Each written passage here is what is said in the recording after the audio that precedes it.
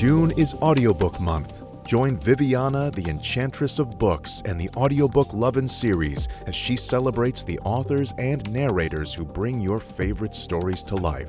Not only will this month be packed with exciting guest podcasts full of all things books, but stick around after each episode for some special information about this year's giveaway and more.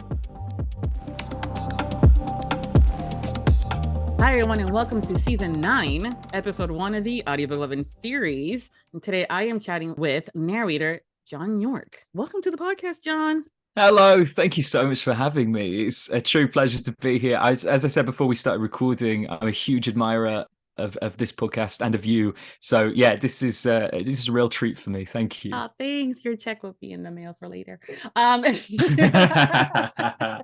No, I've had you on my eye on you for a while, and I thought it was a perfect opportunity for us to connect, being that June is Audiobook Month, and this is when that's airing, and why not get new people that we haven't chatted before on the podcast? So welcome. Absolutely. Well, thank you so much. Yeah. It sounds incredibly exciting. Yeah, I remember you said that.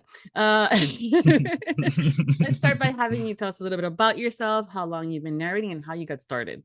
Yeah, sure. So, I'm John York. I've been narrating for, I believe, 6 years, possibly coming up to 7 this year. I started off, so I used to work in television. I've jumped around on a few jobs in TV. I did in my late teen years. I started out in the camera department. And then quickly, so I worked on shows like ITV's Coronation Street and a shoe shopping channel and little pieces like that shot for football or soccer, I should say. So I used to record, be a camera assistant and then a camera operator. And then from there, I started to really get into producing content for TV. So I started out producing packages for a factual TV show in Hull in the UK. And it was based on the City of Culture, and that was in 2017. And that was like really a big shift in everything for me, really. It shifted my whole sort of perspective on my career, because through there we started, me and my sister, who was working with me at the time and still does, as I'll get to. But yeah, we started producing content and then eventually producing audio content. So we were setting up a studio in Princess Quay in Hull, which is a huge shopping centre in the centre of Hull. And you wouldn't be wrong to say that a shopping centre, loud, busy shopping centre, is probably not the best place for an audio studio. You're up for the challenge. We quickly found that out. And so we were producing things for audiobook commercials and things like that. And then we were sending out some auditions. We had some actors coming. We sent them out some auditions for an audiobook. And it kind of just we couldn't find the right voice. And my sister, who's a sound engineer, said, well, you've done some acting and, in your youth, why don't you give it a go? And I was like kind of watching as these actors and voice actors would come in and start recording. There was a little bit of me sat behind the glass thinking, I really want to have a go at this. I really want to try and do it. And so I auditioned for the book, and I got that book. And then after we finished, thoroughly enjoyed the process, realized it was completely different. This whole new world had opened up to me. I got offered another one and then another one. And then it was kind of time for me to sort of sit down, have a chat with myself and think, what am I going to, am I going to take this seriously? Is this something that I really want to do? Because it's about the time to really invest in this career path in education and in, equipment and things like that. And I decided to take the leap and focus my attention on narrating audiobooks. My sister, as I say, is a sound engineer, and she jumped on board on this journey, and we've been doing this together with producing audiobooks since I've been about 19. Wow. We started, and we just haven't stopped since. Luckily, the work has kept coming in, and we've gotten to work on some amazing projects together. And this, it just still feels like I'm at the start of this journey, and there's so much more that I want to do, and there's so much I'm learning every day from those around me. And that's how I got started. And it was a weird route in, I think. Yeah, almost a little backwards. Usually the narrators, you start off as a narrator and then you're like, hey, I'll do a production company and start producing. You did it the flip side. And also, working with your sister, does she mess with you? Like, no, that's not how you say that word, or, things like that. Because I have siblings, so I know they would fuck with me. Yeah. My sister is incredibly professional. She's the funniest person I know in real life, and we do have a great laugh with everything that we do. That we are, and we have had some times which we have had some times where it sort of felt like maybe she's sort of taking the piss a little bit, but she's just phenomenally professional when it comes down to the work side of it. So yes, she picks me up on, pronunciations or corrections, or, directs me when that's necessary. But also she's 6 years older than me. So she has that kind of authoritative vibe going about her. So I feel like I'm the one who messes around more than she. Yeah, definitely. Gotta love the sibling dynamics. But she's got you on those 6 years. She'll if she needs to, she's don't forget, I'm the older sister. Oh yeah, that's absolutely right. And I think there's certain times where we've been against the deadline, and I really need to get in that booth, and I'm like, oh, but this is happening, and I need to go and do this. She's like, you're getting in that booth and you're recording. So like, yes, ma'am. Yeah, it works out. Definitely works out. Yeah, my twin sister tries to pull that, and I'm like, you're only a minute older than I am, Francis. Calm down. I'm an inch taller. But that minute is so important. It is. She totally used it to try to use her for advantage, but yeah. No, I mean, it's sibling dynamics. When siblings work together, there's always a possibility of that. Like messing around moments and stuff like that. I'm like your sister, though. I would be like, listen, 6 hours, get her done. Let's go, and then afterwards, I'm like, you sound like a dork when you say that, right? I don't know if it's just her persona or she knows that I'm very fragile, but she's incredibly supportive. And I mean, she's always very honest, if I'm doing a voice and, if we're putting together some voices to send to an author to get, checked out on that, she'll say that isn't working. She's very honest and very, I don't think that that's what they meant. And that is incredibly helpful to have that second ear, especially when it's just maybe, if you send in I've had books where there's been, 15 characters all in the same scene, all from different places, and all we've been instructed that they have to have very distinct voices. So, I mean, that's a challenge in itself, but then having that second pair of ears, no, that person sounds like that person, and I think we should go more this way. And that's really helpful. But she's incredibly supportive, and I think she knows, occasionally you'll get books where it is a little bit more of a challenge than with others, and just to open up my phone to a text while she's editing the day before, the stuff that I recorded the day before, I'll have a text saying, you're doing really well on this, don't doubt yourself. I want a sister like that. So I feel very lucky, and it's made us incredibly close. She had children about 2 years ago, so right, in the middle of this journey, and the way that she's managed to, balance motherhood and everything that comes with it, this huge, new, exciting part of her life, and still be as dedicated to producing audiobooks as she is. It's incredibly lucky. I feel really really great to be a member of a team, rather, but I never feel like I'm doing this venture on my own. Well, that's great. I think a lot of times narrators have always said it's very lonely to be in the booth, even though you're technically talking about other people and have the voices in your head, but it's separate. And it's just so different. But to be able to have someone that's right there, that either from a director's perspective or soon thereafter tell you, it sounds great, but also to have that support system because we do that ourselves, don't we? I mean, it's imposter syndrome. It happens all the damn fucking time. And so absolutely. And that, the imposter syndrome definitely haunts me. I'm getting a little bit better with it, or rather, I don't feel less of an imposter. I've just kind of convinced myself that everyone else, or most people, generally feel the same way. So it's not that I feel that I can do it any better now than I did before. I'm still crippled with doubts, pretty much every aspect of my life. But I'm starting to realize that actually that's quite normal. And if you're just having one of those days where it's just your head, and you have the right, as much as anybody else does, to be in that room. And that's been a huge learning curve for me. I mean, we're talking in the past 12 months. Wow, that's it's tough. It's tough. I mean, for this year's season, it's year number 9, and the podcast itself is 4, and I still have this whole no one's listening. Why do I keep doing this? And so and then I talk to one person or another, or when I invite you guys to be on the show, they're like, oh my god, I love it. I'm like, wait, you listen? So it's those little moments were great. Definitely. With the process of how you got started, how has your process of prepping a book changed from when you did start actually full on narrating to now? It's changed. It's essentially just become more intense, really. I worked out that I would get quite nervous before, especially when we were recording in Princess Key in those early days, and I would travel to the studio. This was way before I got a home booth. I would get really nervous and sort of, have all those doubts and stuff.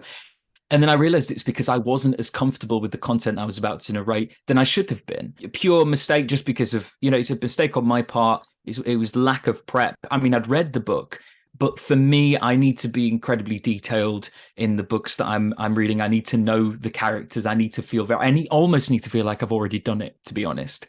Just the way I work, I haven't reached that level yet where I can kind of wing it. I mean, I probably could wing it a little bit and it sound okay, but to get to the point where I'm really happy with the book, I need to know it back, inside and out. So it's just essentially just become more intense. I'll read it more intensely and make loads of notes, and I annotate on the iPad is my best friend. And I guess like the downside to this is I used to read a lot for pleasure. Like I've always been a big reader, and now I read less so because before I used to read before bed. I used to go 45 minutes early so I can get my reading in, and now I still do that, but it's with the book that I'm prepping for work, which although is, oftentimes I'm enjoying just as much as I would read for a book for pleasure, you still have that work hat on. And I've just found that works with my routine. But yeah, just more intense and more, just more sort of more notes. I'll have the voice memo app on my phone. That's just full of weird voices, with random labels as well. That's something I need to get better at, just labeling, because I'll say like, Alfie, and then the author's name, and then like question mark, which means I'm still trying it out. Like it's start of a good system. yeah. So maybe my labeling and my personal voice member could do the trick. But yeah, it's just all about that. So I just need to get into the head of that book, try and then also something I always like to try and do. It's not always possible, especially if you're working with a publisher, but I always like to be in contact with the author so we can go back and forth a little bit. And I mean, the other day I was on a Zoom call with an author that I'm doing a book with in a few weeks' time, and they were so amazing that they gave me the time. They said, ask me any questions that you want about these characters. And because I'd already done all the prep, all these questions came, I had prepared, and then I came away feeling so much better about that project, of so much more confident, so much more excited. So yeah, I would say that even though it does take double the amount of time that I used to spend on it, you do get more. I'm more excited. I get more enjoyment out of that project. Yeah, well, there's nothing worse than being on chapter 9 and you're reading the lines from a female's perspective, or a character saying, and his Russian accent, and you're going, fuck. Yes. Yes. I was doing no accents. Yeah. Great. So yeah, that's not ideal. No, that's a redo. It's no longer called the pickup. That's a redo. Yeah, definitely. I have heard we in several like sort of narrator meetups that I've been to recently, you do hear horror stories like that. But sometimes you can't really help, because if you're sort of skimming through it, because I think a lot of people, especially being prepping for age and stuff, your eyes do just tend to skim over, and it can just be the smallest detail which changes that entire character. So if you're not careful, it can happen to anybody. Really. Yeah, it's always it has. And sometimes even when the authors are writing it, depending on the point of view, like when you're talking, you don't hear an accent per se. Yeah. And so when it comes down to the male POV, for an example, you won't know that there's an accent unless someone else points it out to the person, as far as per se. But yes, but that's also where having absolutely. the conversation with the authors in advance prior to recording is fantastic. I'm really happy that a lot of authors are now either requesting to happen when they're with a publishing house or a production house. Yeah. Because sometimes, I mean, I'm going to flat out call it out, clock blocking for audiobooks. And it's like, you're supposed to be a wingman, not a clock blocker. Yeah. And it's the whole thing, like the separation, the gatekeeping, that it sucks. So to be able to talk to the author and have them tell you things like, hey, this character talks really fast because he has a crush on the girl. Yes. Or or he has a lisp that he's very conscientious about, so when he pronounces certain words with an S, it's going to be a little bit elongated. Yeah, oh, absolutely. And I think, I mean, it helps the technical aspect of narration, of course, and it heightens the idea of that both of you are enjoying that process, which obviously is the goal.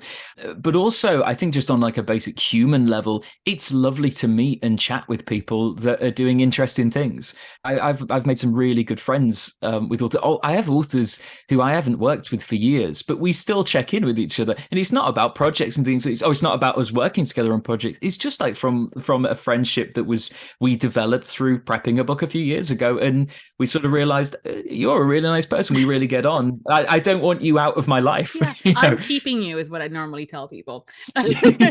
You're mine. Like I said it exactly. too. Like not now. You've been on my show. You're mine. You're stuck with me. Sorry. I understand that kind of the relationship, and it's good because there's so many different things out there, and this world is a lot about networking, and that means that you may not be the right fit for a book, but you happen to know someone else that is, and so you're going to connect them, and vice versa. They'll connect you when you're the right fit. Exactly. Especially with authors writing so many books, and they do love to put all the brothers having dinner at the same time. Yeah, there you go. Yeah, it's I mean, that was again a game changer once I'd gotten the confidence to actually reach out and say, do you mind if we meet over Zoom or Skype or whatever, because I don't think Zoom existed for me back before COVID. So a bit like, it was once I'd gotten that confidence to do that, and then you meet somebody and you realize, oh, you're just a really nice person, and it becomes just really familial and joyous, really. It's like, oh no, you're not the asshole everybody said you are. Okay. But with the voices and stuff, how do you go about, aside from when the descriptive is there, he has a low growly or he has a high pitch or she has this, how do you go about deciding how the characters are going to sound? Yeah, so the main part of it is, of course, it's mixed between what the script says, what's in the manuscript. You will get, I don't want to put a percentage of it, but a high percentage of what you're going to be going for it'll tell you all in the script and about that character, and if a character's got a certain personality which comes across, you can kind of start developing there. And then also what the author or the rights holder or whoever's you're talking to, they usually give you a little bit of a sort of backstory, a few words for you to go off. And then for me, it's really it's just really about how I feel about that character, just my interpretation of that character. So I like to bring a little bit of myself. I don't think I could stop if you told me to. It's and so it just kind of stems from there, really. It'll be some sort of mixture of whatever's written down, and then the best I can do to facilitate that is the end result. So a lot. It depends. Also, it depends on what the writer or publisher or whatever wants from that book. Sometimes they don't want it as out there. And then you have other projects where they say there's a lot of voices in this, go crazy on some of them. There's this character specifically, you can go really big, and they're always really fun. The further I can get for smaller characters, the further I can get away from myself, the more fun it is. But it's and then of course even like the gruff ones and stuff. You have to, if it's like a specifically gruff voice, and that's integral to the character, it still has to be sustainable for me. So I don't have like the deepest register, out there. There's plenty of guys who get those jobs more frequently. That's not the sort of type of book that I get cast for usually. So it has to be, sustainable, of course. So it's just my interpretation of whatever's in that text. Yeah. I mean, those are sometimes the conversations when I have with the narrators is like, I gave this one, best friend that walked into that one scene in the diner really like, oh my God, everything's going to be so perfect. And then she's the heroine for book 4. That's annoying. Well, that happened to me a fair few years ago. I started a series, and I was in the notes. It was like a character with one line, and there was no reference. And I already knew what the second book was going to be about. So, and it was like this really heavy set guy. So I did the sort of heavy set, gruff, really deep in that register. And then a deep voice. And then, and book 3 was all about them. No. And there was no links to that. And I thought, oh God, what do I do? And then I had to sort of bring him up just slightly, find a new way of doing it, and it still be, it still be fair to that character, and we still achieved that sound, but it did have to be adjusted slightly in the way that I was performing him, because I mean, yeah, I'd have probably wrecked myself in the first 5 minutes. Yeah, there goes vocal strains. Yeah, yeah, exactly. I've when I see reviews that will point something out about the character sounding different from one book to another, I've tried to always tell people how I sound, how I hear myself sound when I speak is totally different how you are currently hearing me talk. And everybody's the same way. So that's kind of how that person sounded to the hero at the moment, or whoever the character was that was being voiced. Now that's their own POV, so they're going to sound different. And I think that's kind of helped a little bit, because sometimes, I mean, I love my reviewers and everything, but y'all can be harsh sometimes.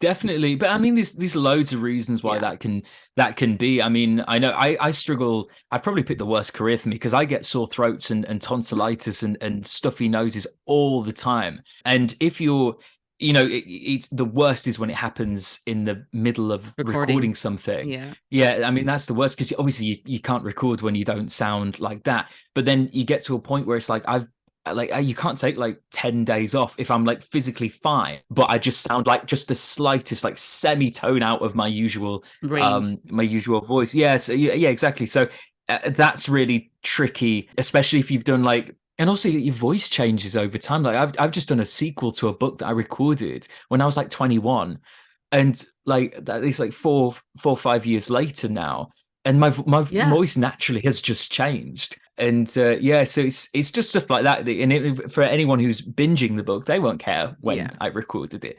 But it's just something that just happens. There's nothing you can do about that.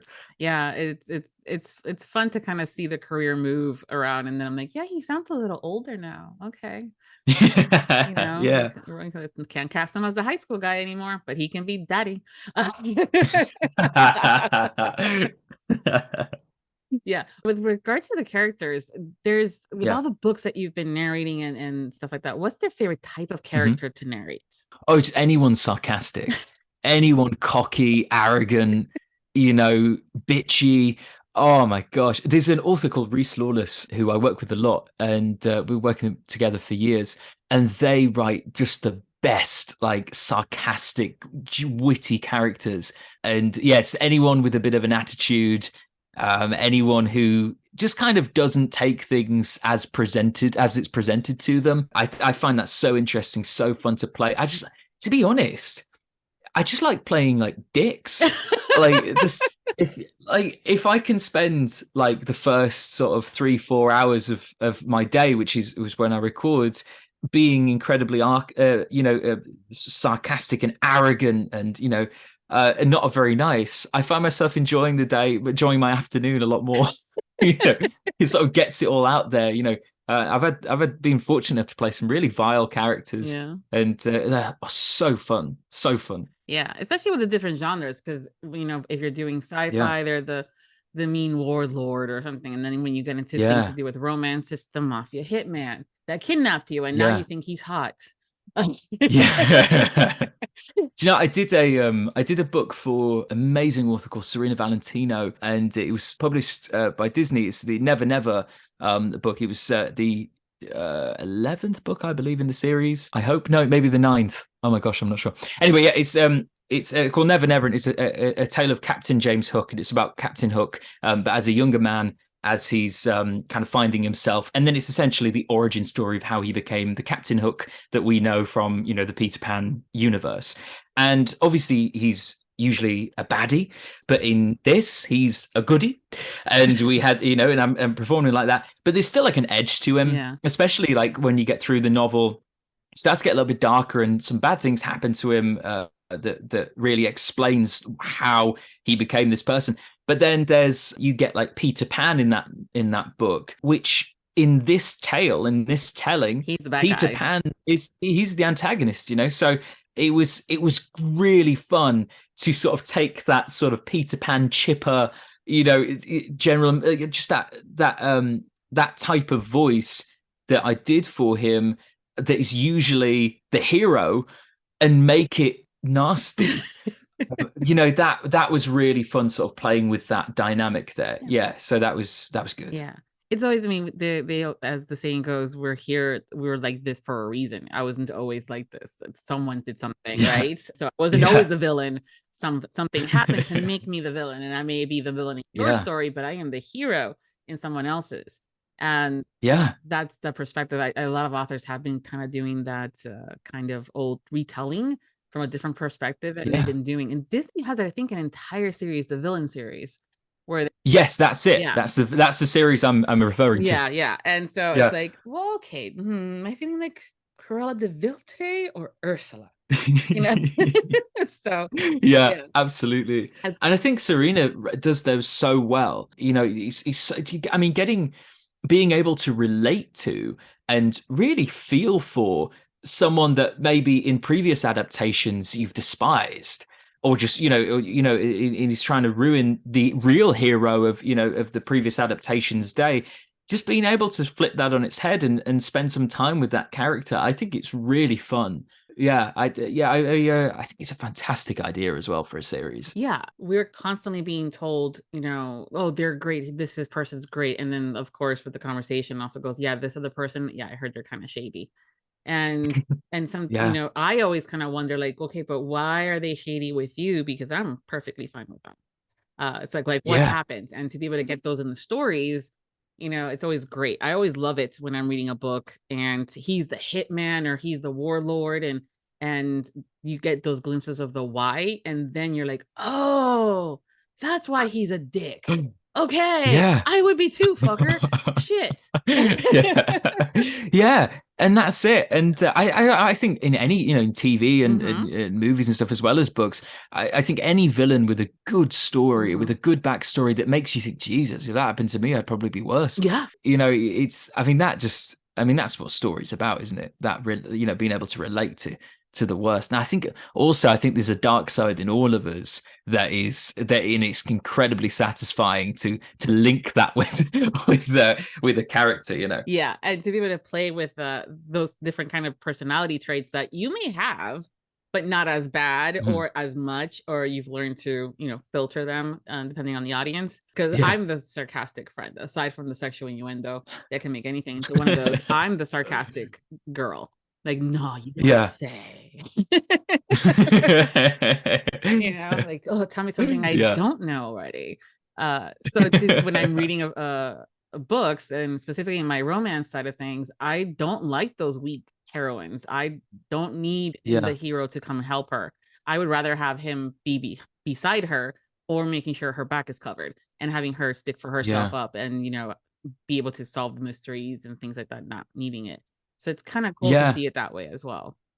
Yeah, absolutely. And I think it's also that backstory for the hero of the story is just as important, and because I think someone who's nice and good just for the sake of it. Yeah. I think is a part of us, especially as we grow older, of course, we kind of think, nah, really? Whereas, so I think it needs to kind of be explained that why a certain why you're so nice. Yeah. and how does the saying goes? There's a difference between being nice and being kind. Anybody can, everybody can be nice, but being kind takes work. And absolutely. And so when I hear people say, oh, she's so nice, I'm like, okay, that was the word. Hey, the books, the protagonist, I always love it when they make that second character that was a dick the lead for the fourth book. So it's always fun. And I'm like, okay, how is the narrator going to handle that one? Part of the journey. When it comes down to us listeners, we are suckers for accent. And in case anybody couldn't tell, just in case, it's the sarcasm, you're British, right? And yes, and you have the accent already, so you don't have to worry about that. But do you have an accent that's a favorite of yours to perform? I think probably, like, I record mostly, believe it or not, I narrate mostly in a general American accent, because I work with mostly American publishers and authors, and if they're this, 90% of those books are going to be needing a general American accent. So I feel most comfortable with that. So I'd probably say that's my favorite. As I say, I'm a sucker for being uncomfortable. Being comfortable, sorry, uncomfortable. That was the opposite of what I meant. That's another quote. Yeah.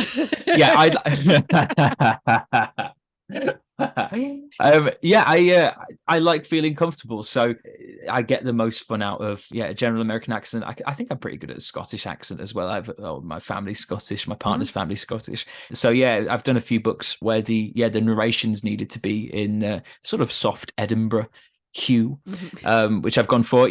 And to be honest, actually I don't know. So but I'd probably say my overall favorite is my own accent, because it's the easiest.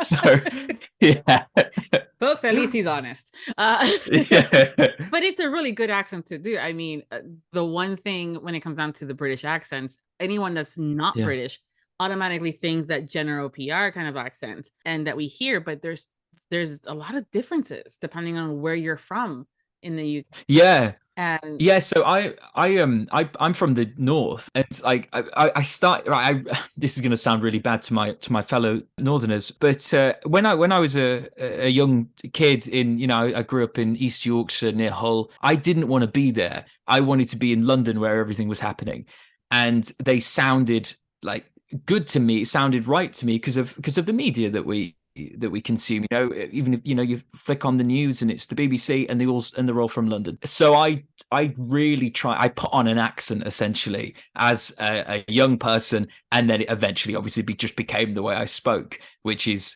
how I sound now, more southern. But like you can tell it occasionally. So like you may say so Londoners will say laugh, but I'll say laugh because that's my East Yorkshire coming out. So I find. But the accents differ all around. I mean, you can go 20 minutes and hear a completely different accent. It's but I mean, they're sort of less common, especially in our media. It's usually a sort of southern, maybe not full RP as you used to get back in the day, but definitely sort of North London accent. Yeah. I mean, and also you never want to make it into a cartoonish where you're going the Lucky Charms because he's Irish. Exactly. Yeah, you don't want to do that. Or oh look, Mary Poppins, Dick Van Dyke's accent. That's just UK stuff. Like, yes, that's a particular part of the UK. I'm not sure where in the UK Dick Van Dyke's. An all jokes aside, that. I mean, that's kind of like, I feel bad actually because I love that film. I love that film too. It's one of my favorites. It's one of mine as well, and I feel bad sort of bitching on that accent. But I mean that's an interesting interpretation of a Cockney. Yeah, but that's also where you guys sometimes get dinged in that because of the different accents. When you're trying to do, especially you doing more United States accents, there's a difference between let's see, Savannah, Georgia accent versus a Atlanta kind of accent, and then you go into Texas and things like that, or when you go up north in the middle, mid area, there's so many different accents within the states, and people will tell you, and they're like, they clearly are not from that area because that's not how you pronounce that word. And of course you do feel like that. I think we've all heard something that is local to us, and then when it's mispronounced, it sounds wrong.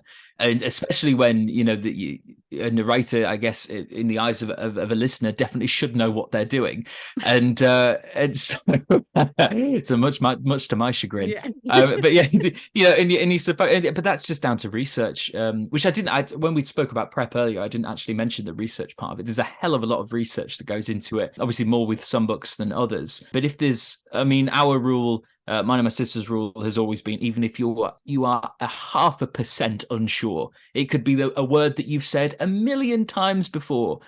0.5% unsure of if that's correct, you spend the time and you look it up, because the amount of words that I've been mispronouncing in my own life and then found out that I was pronouncing it wrong by looking it up is quite horrific. Do you ever argue with the definition or the pronunciation? Like, that's how it's pronounced.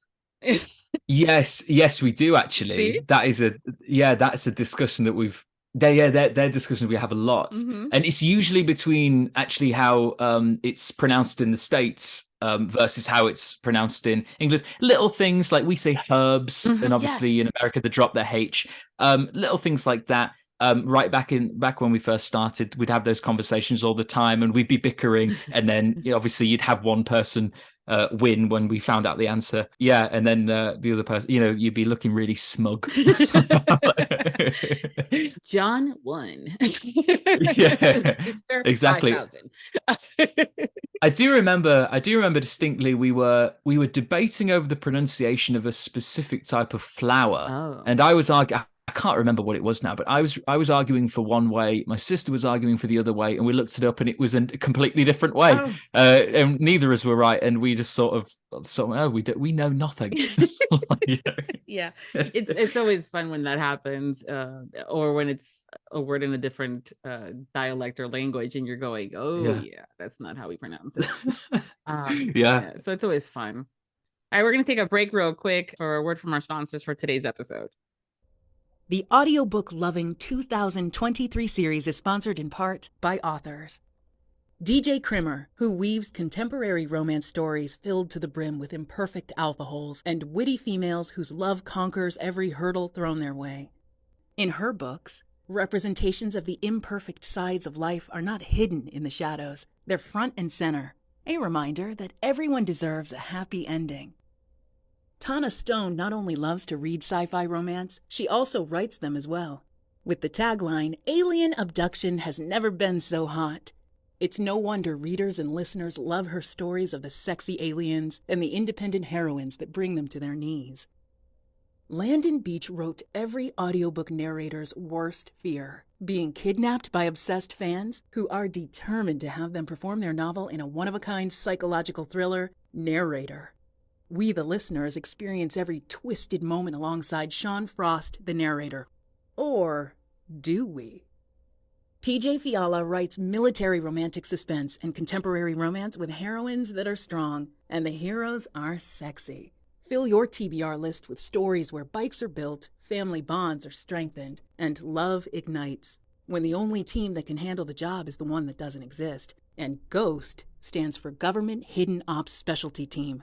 They eliminate the threat when no one else can. Learn more about these and all of our sponsors by visiting the Audiobook Lovin 2023 series landing page at Viviana, Enchantress of Books website. That's www.vivianaenchantressofbooks.com. And now we're back. The magic of editing. It's so good. Because I can imagine your bloopers if you have them. Do you keep your bloopers? Do you record your bloopers? Well, they are recorded, so I don't do punch and roll. Which is, a very common way to record. I do fluff and repeat, which I don't know. It's I don't know whether that's a thing that we do over here on this side of the pond more than I know. A lot of narrators in in the UK that do fluff and repeat, but not so many on stateside. So. But yeah, all the bloopers, every time I mess up and stuff, it's all there for my editor's enjoyment. And yeah, and they're kept. Sometimes if it's really funny, my editor will clip it together and send it back to me for a bit of a laugh. But usually it just goes, it goes in the bin. Well, we love it because sometimes you guys get very creative on how you get out of that. Whether it's a word that you're stuck on that you just can't figure it out, as far as your mouth is not listening to your head on how it should be pronounced. Or it's a scene and it's just the characters being witty and funny and they just got you. That kind of behind the scenes stuff is always fun. Yeah, it always happens to me. Every day you're making some error, and there's been loads of times where I've gone off on a big monologue and halfway down I've been like, that's totally the wrong person. Who's saying that? And it's sometimes if you're in a good mood, it's all fun and games. Yes. I think if you're stressed and you've been doing it a long time and maybe you're not having a great day in general, I think that's where it becomes less funny, and you're just sort of thinking, I cannot believe I'm making these silly mistakes, and we've got a deadline looming. Yes, I'm like, I gotta get this done. There's other books that are coming.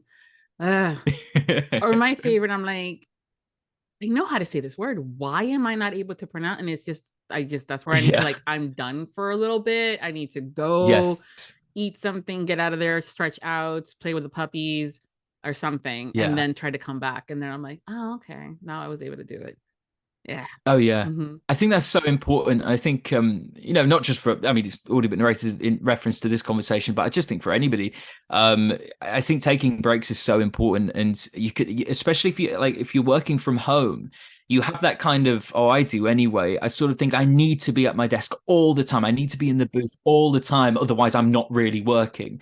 But like, that's nonsense, I think. And I think you have to be kinder on yourself. And if you're finding yourself tripping up on stuff that usually isn't a problem, it may be a sign of, do you know what, I just may need to take a walk. I may need to just get out for 10 minutes and I'll go sit downstairs. That's changing the scenery for me is a big help. I'll just do something like just go sit in the kitchen for a bit. and I found that's good enough for me. Just go for 10 minutes, cool down a little bit and just think, okay. And then when I go back in, it's always better. And I'm always thankful to do that. Yeah. It's funny how working from home, or at least, I mean, some people are really good at those boundaries. Like, I am not working unless I'm in the office. I always feel like I should be doing something with my time. So even if it's like 9:00 at night and I'm watching, like, Rabbit Hole. I think, yeah, Rabbit Hole on Paramount Plus. Keith Sullivan does a really good kind of series like that, like Who Done It. Done a couple of those, but I'm creating graphics for social media for clients and myself for the podcast and things, because my brain doesn't stop. So I'm working. Like, that's it. And I think it's also like, I was talking about this on my podcast with a guest recently. We were talking about kind of like how your anxiety, that sort of like scarcity mindset that I seem to have rooted in my core, so like the idea of like, I'm not booked up, like if I haven't got a book for 3 months time, I'm panicking and I'm thinking, what am I going to do? What am I going to do? So it's like, I'm always trying to put my feelers out. I'm always trying to audition for stuff, get in contact with, publishers or authors or, people I'm on the roster with. And you kind of like, you never kind of stop working when you're in times like that, because you're always fearful that I don't know what I'm going to be doing soon. And I can't say that to my landlord for the rent, or I can't say that to, for my phone company when I pay them for the phone. I don't know if I can pay next month, do I? Yeah. You can't say that. Freelancer? Yeah. That means project-based work. Yeah. But then again, on the flip side, I think I as a person respond to fear more than anything else. So I think if I didn't have that, I genuinely don't know if I'd get anything done. Like, all of my movements are, if you don't do this, this will happen, and that's bad. So yeah, wow. I don't know if that's healthy, but it's done all right for me so far. So far, I think you're good. I think it would be okay. Yeah. But it's a great way to kind of get into that segue of that you also have a podcast, and it's called the Audiobook Club. Can you tell us a little about that? Like, how did that come about? Where did you get the name from? Because that was one of the things, like, what the fuck am I going to call this thing? Yeah, it's awful, isn't it? Naming things. I'm terrible at it as well. As you could probably guess by this. But yeah, so I didn't, a few years ago, like we said before, that some of your friends and colleagues had mentioned, I was feeling quite isolated, even though I was, luckily working with my sister. I was feeling very isolated in this industry, and I didn't really know anybody in real life who did it. And I knew people obviously from the references and the education that I consumed, but I didn't know anyone on like a personal level. And there's like a billion questions I wanted to ask, and I wanted to sort of double check I was doing it right. And so essentially I had this idea of, I thought, well, I can't just pop up to someone I vaguely know just because I got their email on Twitter and send them a big, load of questions. But what the podcast medium does is allow you to do that. Just, all you have to do is record it and put it out there. So I had that idea, and I thought this will be fun, and I'll get to meet people and hopefully make friends, and if not, learn something anyway. So yeah, that's where it started out. I started reaching out to the sort of closest contacts I had, which again weren't very close at all, and then inviting them to be interviewed. And then very quickly, I got some really cool guests. Not saying the first ones weren't cool, of course, but the got some guests that I never would have dreamed of chatting to. And I can't tell you how many friends I've made through that podcast, and it's just, and obviously learned loads. And then I started getting messages from people I didn't know saying, I've just found this episode, I really enjoyed it, thanks for doing it. And it was I never even, it sounds ridiculous, but I'd made 10 episodes of that podcast before I even considered that anyone else might listen to it. It was purely for me. Wow. And all the questions that I was asking are just the questions that I wanted to know. And then I started getting messages, or can you ask the next person about this topic, and can you ask about this topic? And it was it just sort of grew and grew in a snowball effect. And then we just it's probably one of the most fun parts of my week is recording an episode for that. And as I say, that meeting friends and I'd done like a few dual narration projects with some amazing narrators, but I didn't know them really. We'd work together and we spoke about character and voices and stuff. And I did like Anne-Marie Lewis is a great example, who I know has been on this show. Yes, I saw that on the Twitter. You guys went to APAC and met there for the first time. Yeah. We did, yeah. Well, we'd done like we were on over Zoom working together, doing like a few doing a recording together. But other than like just sort of casual hellos, how you doing, and a brief introduction, we didn't really know each other. And then so I asked that, she was one of the first people I went straight to, was like, please be on my podcast and we can so I can get to know you really some more. And we've become mates, we've become friends, and that would have never happened if I didn't have that hour and a half to chat with her. And then as you mentioned on APAC, I went over and we got a chance to meet in person for the first time, and I can't tell you how much happiness that brought me. It was, but I mean, that whole event at APAC, it was, I mean, the first thing that happened to me in the APAC pre-social was I was feeling really nervous, and I was rushing to the bar. One, for the confidence level, because I needed liquid courage, and then second of all, I'm British and it was a free bar, so I was gonna grasp that bull with both horns. So I was like making my way there, and a gentleman who I don't actually know him now, but he stopped me, tapped me on the shoulder, and pointed at me and said, "The Audiobook Club with John York." And I went, "Yes." And he went, "You're John York." And I went, "Yes." And he went, "Love that show," and then like walked off. And I was like, that's the coolest thing like to have happened.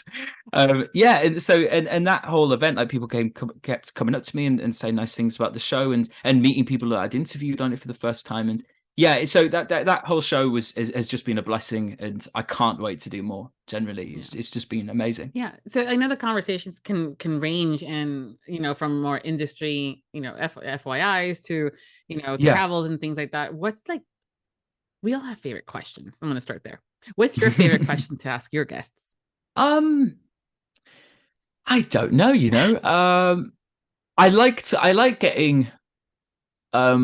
I like getting down to like what makes them tick as a person. I try and do like half technical questions. What's your process? Can you talk us through, specifics? Because I have a lot of narrators, people narrators who are starting out in the industry listening to the show, and they want to know, and rightly so, about some of the technical aspects and their processes, so they can use them on their own work, of course. So I try and do that, and then also I try and have half the show dedicated to them, as like what makes them tick, what are the projects that they're passionate about. So I get a massive buzz from listening to listening to somebody talk about something that they're passionate about. Like I had a recent episode with Penelope Rawlins, who is amazing, by the way. Just everything, obviously amazing talent, but also just amazing person. But I asked her about, I knew she'd written some plays recently. And my show's not necessarily about playwriting, but playwriting is something that's quite important to me in my personal life. So we ended up having like a really nice chat about playwriting, and you could tell that Penelope was very happy to talk about that, and I was really happy to talk about that, and it became my favorite part of the show. So yeah, just anything that sort of gets them going, really. Yeah, I started asking a question at the end of the episodes. What is the question that you wished you were asked more? And that's a fun one, especially when you spring it. I've changed it now, and I tell them that I'm going to ask it in advance, so they have some time to think about it. Yeah. But like, yeah, when I first started, I just sprung it upon them. Yeah. And that was quite funny. Yeah. Yeah. It's like, it's still going, I don't know. Yeah. There's a couple of times. I mean, you got the homework, and so that's why, because it's sometimes it can be a little bit like, whoa, I gotta think, and dead air is never fun. So you kind of want to give them that, but at the same time, getting them off cuff, like, oh, and when they bust out with, oh, that's a good question, and I'm like, yes. Why I asked because I'm curious, I'm interested. It's similar. I mean, we talked about all this stuff as far as technicalities and careers and stuff like that, and we're going to start talking. But your podcast is part of you, and that's the other thing too. That when I was looking more and doing my research, and I was like, who the heck is this John York that's following me? And black and white profile pic, and they're like, oh, okay, he has a podcast. Okay, great. Oh, he's a narrator too, and he likes to travel. Yeah, I'm quite basic, really. Oh, stop. It's funny. You guys are always hilarious because you're like, oh, we're gonna go on holiday, and you go all over places in in Europe, but we don't realize it, or we don't have that moment in the filter of, you guys can take a train and go to an entirely, pass by 4 different countries in 4 hours, where I, in 4 hours, am still in the state of Florida in any direction. And so, yeah. Well, I think on the flip side, us Brits don't realize how just can't comprehend how big America is. Like, for us, if we drive 6 hours, you're in Scotland, or you're right at the bottom in Plymouth. That's specifically from where I am in the country, by the way. But but we can't comprehend how big America is. So like people, like we're coming over to the States again this summer, my partner and I. And we were thinking about going to Houston in Texas. And we were going to drive around. God. And that was something that we were thinking about. And Jess goes, you know what I've really wanted to see, like, my whole life? I wanted to see the Grand Canyon. Could we do like a little day trip to the Grand Canyon from Houston, Texas? Oh my God. I'm like, I don't think so. Did you Google it and then put by car? so yeah, that happens quite a lot. Yeah. Or we think like, we could just get a little train or bus over to San Francisco. It's quite a trek, Yeah, but that's just why I always see when people live across the pond and they're traveling and they're going to all these places. I'm like, that's fantastic. I love it. I wish we had kind of that transportation possibly, and now we're starting to, like, in Florida we are finally getting a train that goes from like Miami to Orlando and back, and so that would be a 3-hour drive and be a train versus me and my 3.5, because I'm the one driving. It usually is 4 hours, but I won't have to worry about dumbasses on the road. It's just take the train and I get to enjoy and read a book. Yeah, absolutely. Yeah. I feel the same with because I feel the same over here. I mean, we have like the high speed trains, the northern trains. So we have like so it'll take me like 4 hours to drive to London from my home, more with traffic, especially when you get more down south. But it takes an hour and a half from Doncaster station. You can't complain at that. Well, you can complain at the price of the ticket, like, because that's quite expensive. But still, it's pretty convenient. I'm not gonna lie. Yeah, that's when you increase your hourly rates of mental capacity to be like, yeah, if I was to drive those hours, I would not be in a good place. So it's totally yeah, definitely. Yeah. So you're going to Texas, huh? We think so. We haven't booked anything yet. It's still because we got to Turkey first. I mean, we just come back from Budapest. I went to New York. A week later, I was in Budapest. I was at the Lake District this weekend. Then we're off to Turkey in a few weeks. And then we're thinking about going to Poland later this year. And then we have this. We wanted to do something really grand and epic over summer, so we're thinking to go around, travel around Texas this summer. Okay, it's a huge state, so that's why I was laughing, because it's they're like driving there. It's big. I have family there. My in-laws, and the first time I went over, one of the first times, I was in one of the rooms reading, surprise. And the whole family was, it was for my sister-in-law's wedding. And so we had aunts and uncles and cousins and all. I mean, anybody who was anybody in the family or someone that knew the family member was there. And so I'm in the room and it's all everything nice and quiet. I'm reading, and all of a sudden I hear this huge commotion of like almost like, did we win the lottery kind of commotion? And so I'm like, is everything okay? So I go outside, ask if everything's okay. They're like, yeah. I'm like, okay, so what happened? What's all the good news? They were all excited about going to the mall because the mall is further away, and they normally don't go to that mall because it was like an hour and a half, almost 2-hour drive for it. I'm going, okay. Wow, it's the distance, I'm like, yeah, okay.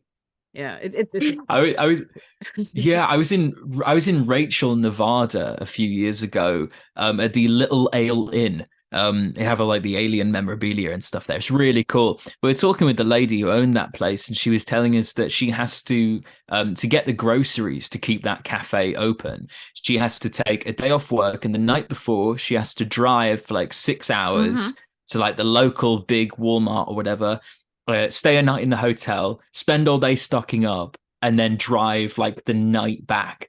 And it was like, that's just to get your milk. Yeah. Like that's, this, like, that is unreal. Yeah. And it was, to be fair, it was a gorgeous place in the world. I don't blame them for doing it, but yeah, I mean, that's just mental for us. I mean, if you drive that much in the UK, you're in the sea. Yeah. Yeah. I mean, I'm not kidding. I'm like in Orlando. If I drive 6 hours in one direction, I'm still in the state of Florida. I'm in the Panhandle, but I'm still in the state of Florida. If I go south, I'm still in Florida. I'm just hitting the Keys. So it's just one, and there's still more, because that was just the first key. There's like 7 of them. So yeah, it's always fun. Great time for audiobooks if you're driving in the car by yourself. Oh yeah, a friendly one. And because you don't want to get caught off in one of those moments where you're reading a romance and it gets to that steamy scene, and you're at the drive-through or you're having a partner, and you're like, no, turn it off. Yeah, I know. I feel like, because I prep a lot of books, not obviously a lot of I prep a lot of books when I'm traveling, especially on trains and stuff. I'll be having the iPad, and of course you have very colorful covers to a lot of these books. And I have had, when I'm sat next to a stranger, I have had eyes wandering over at the books and kind of wondering, is he really going to read that next to me, like right now? Is this the time or place? Yeah. I'm like, why is he highlighting that? I know. It looks like, yeah. Because when I highlight, it's like for later. Yeah, exactly. Oh my gosh, they're going to be thinking I'm bookmark it. Well, they're going to be thinking, who is this pervert sitting next to me on this train? Yeah.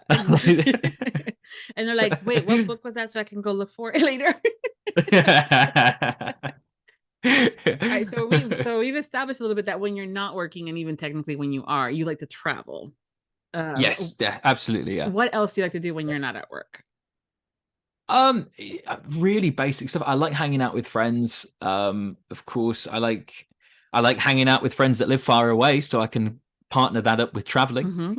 Yeah, it's just my partner and I just spend a lot of sort of time doing really basic stuff. We like to watch movies. We like to go for walks. I mean, she's a lot more adventurous than I am. She'll go abseiling, or she'll want to do skydiving, or go up in a hot air balloon. Whereas I'm perfectly happy. I'll say, you go do that. I'll find a nice little spot. I'll get a coffee and I'll watch you. Yeah, and that's I feel very nice doing that. So yeah, we like to get outside. But then again, we like to have lazy days and not kind of do anything, and just do a bit of housework, and then just exist. So yeah, it's usually, if I'm not working, I'm doing something actively to get me out of that workspace. Yeah, so either physically or mentally away. Yeah, like I said, I put the phones and the devices away, like, hide them from me. Yeah, exactly. I'm gonna work. Yeah, it's a problem, but I love it. What's your favorite holiday? And by holiday, since I'm speaking with you, it's not vacation, it's like season, like Christmas. Oh, I see. Yeah. I have to define that. You're like, but we were talking about vacations already. I realistically probably is Christmas, but just for the sake of trying to be a little bit different, I'll say Pancake Day. Yeah. I like, yeah. Yeah. But no, it probably Christmas in all honesty, yeah. Okay. And what's Just family and food. yeah. Are you big on decorating? My partner is, yeah. I'll have a coffee and watch. But no, yeah, we're big on, yeah. We get the big tree down. We have a tree in the kitchen, a tree in the living room. These little sort of stickers that we put on the windows, tinsel everywhere, I love them. and then spend the next sort of 3 months hoovering up that tinsel. Yeah. We're quite a festive. I have quite a festive family, and we go all out for the food. You know, we do all the traditional stuff. So it's it's a good time. Yeah. How long did it take you to take all the stuff off once you've done Christmas? A very, very stressed and rushed afternoon. Oh, okay. Do you we will do every we do it about a week or so after Christmas. It'll get to that point where, like, right, I'm fed up being happy. Get me back to normality, and and we'll both put our earphones in, because God forbid we talk to each other. We'll both put our earphones in, and we will just speed through the house. You know, I'll take upstairs, Jess will take downstairs, and we'll meet, and and we'll just get everything in, and then a terrifying trip to the loft with all the spiders. So it's pretty hectic, but it feels good when you've done it. Yeah, but also for me, when I'm like you guys, I love going all out. Then it feels a little weird at first, because you're like, there's so much space, or the wall's a little blank, you know, and then I'm like, I know what I can put on there, and that's just another, thing to do for the weekend. Oh yeah, you always have that kind of like, well, surely we must have more stuff than this usually. We always had this stuff. Like, it's like, is there? Yeah, we sort of like looking at it, go, we need more paintings or something. Yeah. We need something. Yeah, something. Yeah. Don't get me started with the antiquing. I felt like I see a table or a chair, and I'm like, my God, the legs on that thing. You know, I've gotten in trouble. I did that at a shop one time. I just said, "Damn, the legs!" And there was a lady in a skirt next to me. She looked at me. She's like, "Thank you." I'm like, well, they're nice, but I was actually talking about the chair. But yeah, that's perfect. Yeah, because that is, that's funny. Yeah. Because it's so different than some of the nearest, the new stuff. Like when you go to IKEA versus when you go to a vintage and an antique place. But yeah, and I think half the fun is of having stuff. Half the fun is talking about having the stuff. Like if you have friends over for some drinks or dinner or whatever, and it's always better if there's a story behind the table. It's like, use a coaster, because the funny thing about those coasters, we actually found them in it, and then you go off on this tale, and that's one of the reasons why we don't have many friends. But I always find that funny. Yeah, it was, or like, use the coaster, because that table was hand painted by us, and the story behind this, says the girl that has tables like that. What's your favorite snack? I'm only taking a long time to answer that, because I have so many, and I don't want to upset any of them. Right, there's I haven't had any in a very long time, which I know sounds like a lie, but it's generally true. I haven't had we have these biscuits, which you may have over there, and which you do. I'm so sorry if this sounds like I'm up my own arse. But we have these biscuits called custard creams, and they are just a hug in a shell. Mm-hmm. They're so nice, and you dip them in your tea. And so those, as I say, I don't tend to eat them very much now, because I'm trying to be good. But when I do, that's a lot. So a custard cream is probably my favorite. All right, next time I go to World Market, because they have different food areas for different countries, and they have almost like 2 lanes for British food.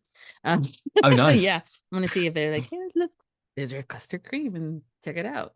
Oh, you must. You must. As I said, there's some sort of version that you've probably tried before. Yeah. But they are just chef's kiss.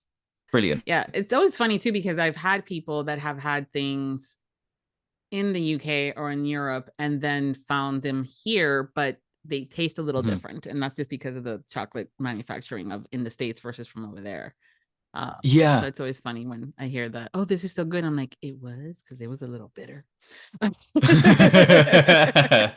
then the friend goes, it's bitter like my soul. I'm like, no wonder you love it. It's perfect fit. Meow. Yeah. All right, we're getting to the point where we're doing one of my favorite parts is the game of two truths and a lie, where you tell me 3 things about yourself and we have to figure out which one's the lie. Yeah, okay. Yes. Yeah. So if you're ready.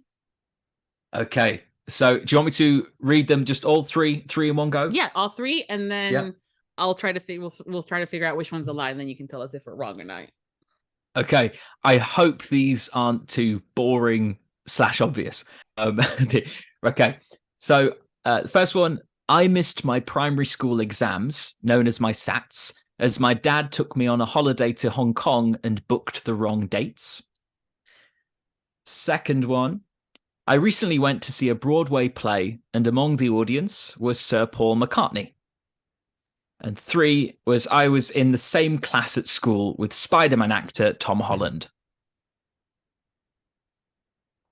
Okay. All right. So missed your exams because dad booked over the dates to Hong Kong. Broadway play with Paul McCartney in the audience, and going to school with Tom Holland. These are always tricky because it could have been that you missed the exams, but it was because not Hong Kong, but something else. And that's becomes the lie. And that's how you get people get, like that's how you get people. Yeah. It was, no, I haven't done that to you, don't worry. Okay. Is it the Broadway play with Paul McCartney in the audience, the lie? No, that's true. Oh, okay. Did they announce him? Like, I went to go see Leopoldstadt, and I have a mutual friend and colleague, Becky Parker Geist, who's the CEO of Pro Audio Voices, fantastic company, a fantastic person. But she also worked with a lady called Sarah who was in the play. And she hooked us up, and we organized a meet after the show. So I went to go meet Sarah, and Sarah was like, "Oh, you'll never guess who was in the audience. It's Paul McCartney." And I was like, "No way!" I would have messed with her. Like, who? Did I know that name for somewhere? That's okay. So that's cool. I think it was weird because I spent the week before I was in Liverpool. Oh, wow. and obviously that's Beatle crazy. Yes. And so I just spent like a weekend staring at pictures of Paul McCartney. So that it was weird how it sort of how it was so soon afterwards. Mm-hmm. Yeah. All right. So Tom Harley or the exams that you went with school with Tom Holland. Sorry. Tom Holland. Tom Holland. Yeah, my editor is gonna kill me. How do you know? I'm sorry. I'm like Spider-Man, the dude that does Spider-Man. Okay? Yes. Is that the lie? Yes, it is. Okay. Yeah.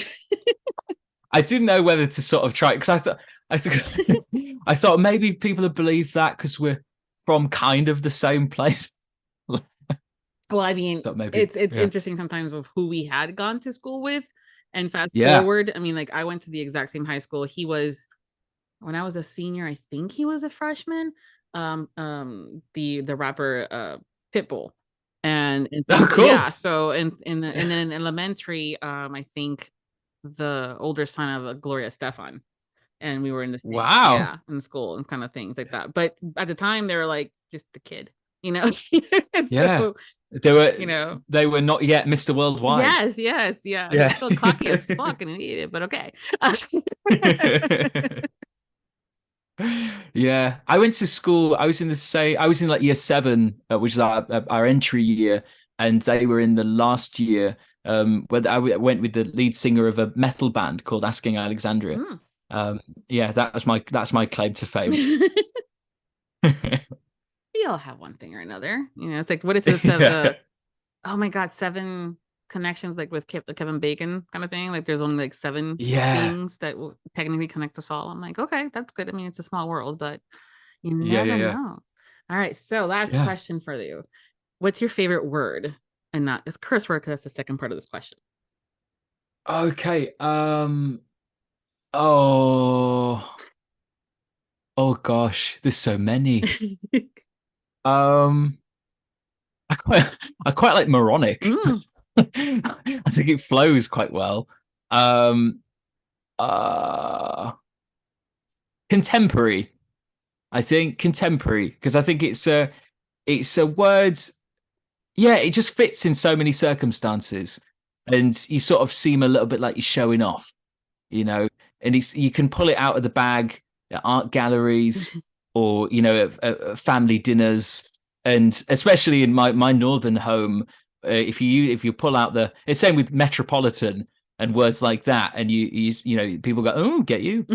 Um, so yeah, I'm gonna go with contemporary. Okay, perfect. Mm. Well, before we go, can you tell us what you're currently working on and what's coming up next for you? Yeah, absolutely. So I've just concluded Lords of Otherworld, a series by Stella Rainbow, amazing author. And there's 4 books. The first one's out already. The second one's coming out very soon. And then the next 2 are going to be released incrementally throughout the year. I've just got a book, a non-fiction, which is great because I don't record that many non-fictions, but just done one called Focus Teen by Andrew Stevenson. And that's it's about like how to become a better youth athlete. It's aimed at young persons, but I think could benefit everybody. It was a great one to do, and that's out now. I've just finished books 2 and 3 of the Cursed Heart series by Rhys Lawless. As I mentioned before, I've been narrating for Rhys for a fair few years and always have blast with their work. Currently narrating for Rhys again right now, but I'm not sure if that's been released yet. So I'll just say, More to come. watch this. Yeah. Watch this space. Recently narrated, so this is out now. It just came out a few weeks ago. A book called 30 Day Boss by J.S. Cooper, which I co-narrated with Ali Shea. Ali Shea is not only an amazing narrator, but also a friend of mine. So that was an utter joy to collaborate with them. And that was wonderful. Yeah, as I say right now, it's a Rhys Lawless title. And then I believe I'm next going into the next installment of the Immortal Hearts of San Francisco series, written by Susan Griscom, who again is amazing. And that one's co-narrated with Amanda Friday. And then after that, I'm moving on to a project that I've been so looking forward to for ages now. It's a joyous magic YA adventure, spells and witchcraft and wizardry and things like that. But I haven't been announced yet. So I don't want to put my foot in it. So again, I'll leave you with watch this space. Mm-hmm. Yeah, I love it too. When you guys sometimes say, I can't say it, hasn't been announced, and I'm like, okay, so are you going to be a wizard, a witch, a warlord? Like, what are you gonna give me something a little bit, and then they're like, oh, okay, so there's a mafia guy, there's this, and then there's an alien, so I'm like, okay, cool. At least I know what I'm like. Okay, yeah, I read those. Or like, yeah, I love you, but no. Yeah. Well, thank you, John, for being part of this year's Audiobook Lovin Series and being my guest.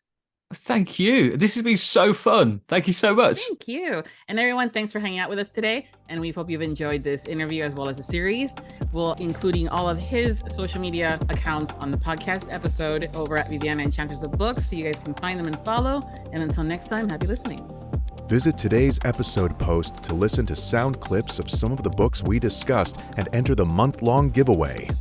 If you enjoyed the Audiobook Lovin podcast series and you want more, join the Audiobook Lovin podcast Patreon for early access to podcasts, exclusive content like the Would You Rather game and dinner party guests, and additional incentives such as bloopers, graphics, and much more.